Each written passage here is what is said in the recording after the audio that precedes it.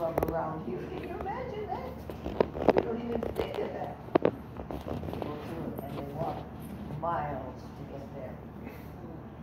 Miles. Some of them with torches through the woods. Those things in all the way. Oh, God help us all. Anyway, my teacher, who was Dr. Trust's adopted daughter, lived with her for a number of years, 67 or some years. She wrote all kinds of things that happened. She was right there. So she wrote The Guiding Heart. Oh, I think there might be 5 left in the world. I don't know. And so I'm doing it for the Sunday school. I'm making it more understandable to them. I'm going to have that printed. They just love it. They just love it.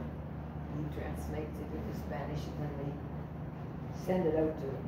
They just love it. Anyway, this is a story about Dr. Trust when she went to the Holy Land, and when she came back, she promised a little Jewish girl that she would see, or a little German girl that she would go and see the parents. This was the time, remember that, the wars. And she had to go to Germany and all of that in Hitler's time. So she went there to see that girl's parents. And then she went to see another little girl. And this was her translator. She wanted to tell her how wonderful she was doing and all of that. But she said, you're going to have a wonderful calling and a wonderful surprise after I leave here. That's what your aura shows me. Oh, that's so wonderful, Mother Trust, she said. And after Mother Trust had left for some time, she wrote to Mother Trust right away and told her they had called her to be the Mother Superior. So she was young at her age, was called to be the Mother Superior, and that was her wonderful reward, I guess. All right. Now, when Mother Trust came home, we call her Mother Trust because she's our spiritual mother in the club. Not a church, it's a club. And the world is known she's Dr. Trust. She's a great scientist, Dr. Trust. Anyway, that night when she came home, she called the girls' parents and made herself known to them. Since the activities of the Nazis were such as they were, it was agreed that they would hold their meeting in a public place. So they met before a large restaurant in the downtown area. And as each party had described what they would be wearing, it would be no problem of identification. For the old-fashioned coat Mother Trust wore caused her to stand out in a crowd, but to be sure that there would be no mistake in recognizing her, she held in her hand the little American flag. The girl's mother, when she met her, was a quiet, slim woman, and her only question to Mother Trust, she grasped her by the hand and said, "How is my girl?"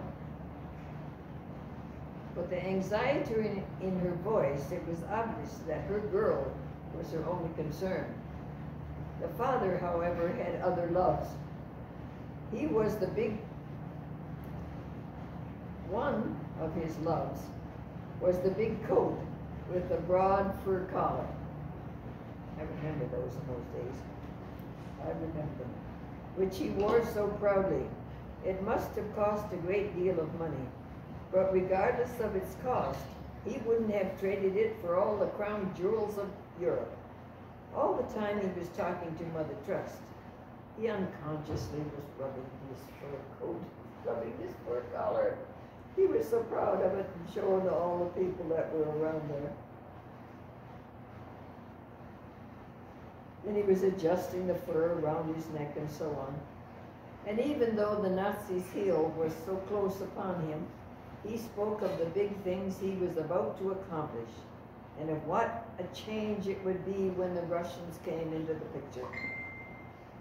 Entering the restaurant, they found it crowded to overflowing.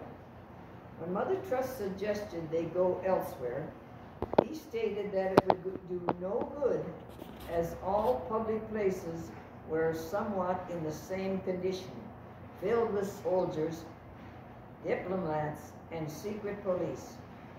He went over to the head waiter and placed his hand on the other's shoulder and addressed him as comrade. This must have been a magic word, for even though there had been no advance arrangements, they were immediately taken to one of the many tables marked reserved and seated there. You see, he boasted, I am not without influence. And he looked around proudly, stroking the fur collar as if it was this that had given him the prestige. Removing his coat, he draped it over the back of his chair, and taking a long black cigar from his pocket, he painstakingly cut it into 2 equal parts and gave 1 part to the waiter. In an attempt to explain his actions, he said, "This is a very fine cigar, and I believe in sharing everything with my comrades, because here we believe in being 50-50 in everything. That is not so in the capitalistic countries where the rich have the best and keep it all for themselves." Mother Truss turned to the waiter. "Do you have a coat like this?" His eyes were envious as he answered, "I have no top coat at all. Never could I dream of owning such a fine top coat as that." Turning to the girl's father, Mother Truss said, "Since you share everything 50-50, let us divide your coat and share it with your brother here, also, as you did the cigar." Now the girl's father was a gentleman, both by birth and habit, but for one instant he suddenly forgot himself. He snatched his coat away from within Mother Truss's reach. His lips were white. He knew she would not divide his coat. He wouldn't let her, but the very hint of such an act filled him with fear.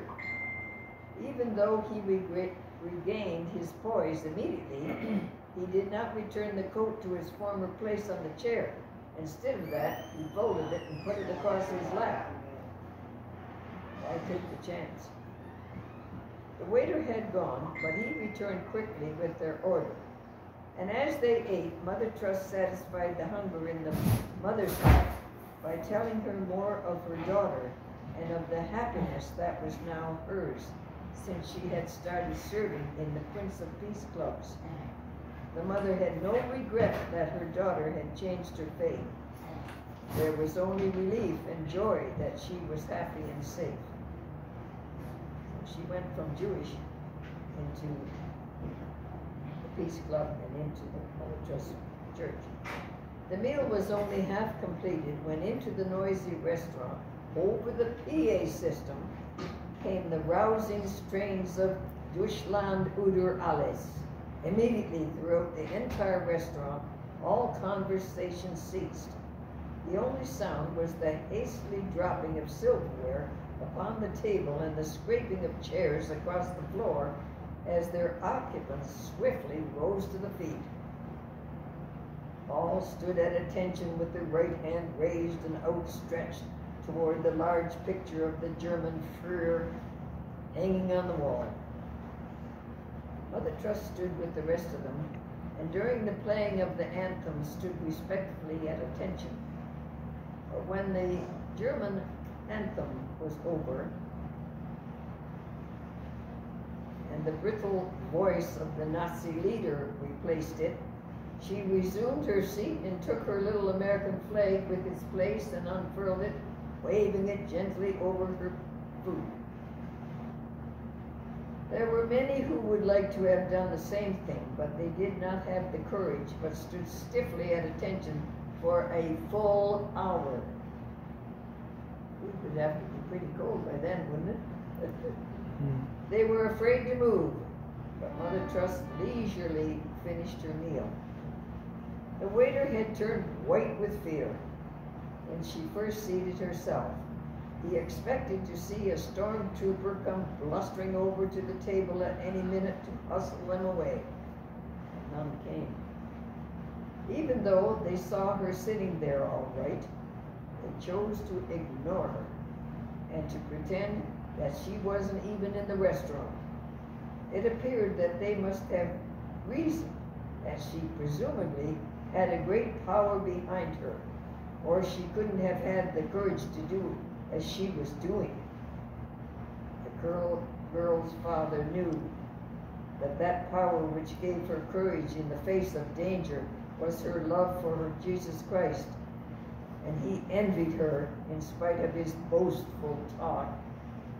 For his heart was filled with doubts and fears, because circumstances were such that no one knew whom to trust at that time in Europe. When the speech was over and the others had finished their meal, they left the restaurant without incident. But while in the taxi on their short ride home, the girl's father poured out to Mother Trust his fears, his lack of courage, and a wish that he had her faith, and he even expressed a desire to know her Jesus as she knew him. It was then that Mother Trust took the hands of the parents and clasped them to her heart and prayed with them. When the prayer was over, she placed in both of their hands the Bible, which their daughter had sent to them, and which Mother Trust knew they were ready now to receive.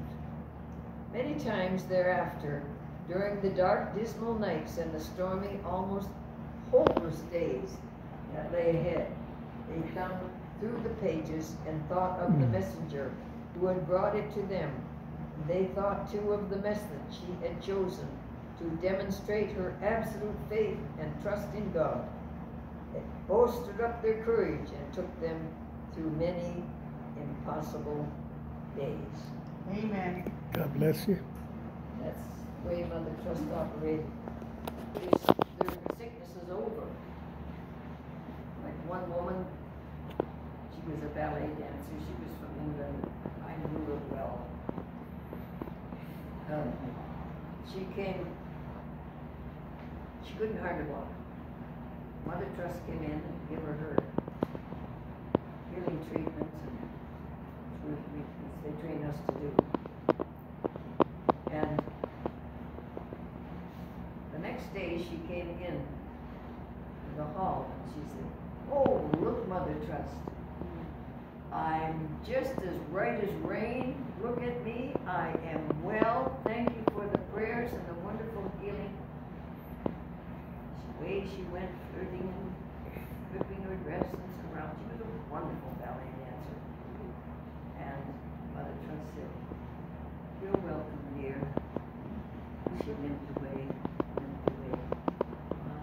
She had taken over the sickness in her own legs.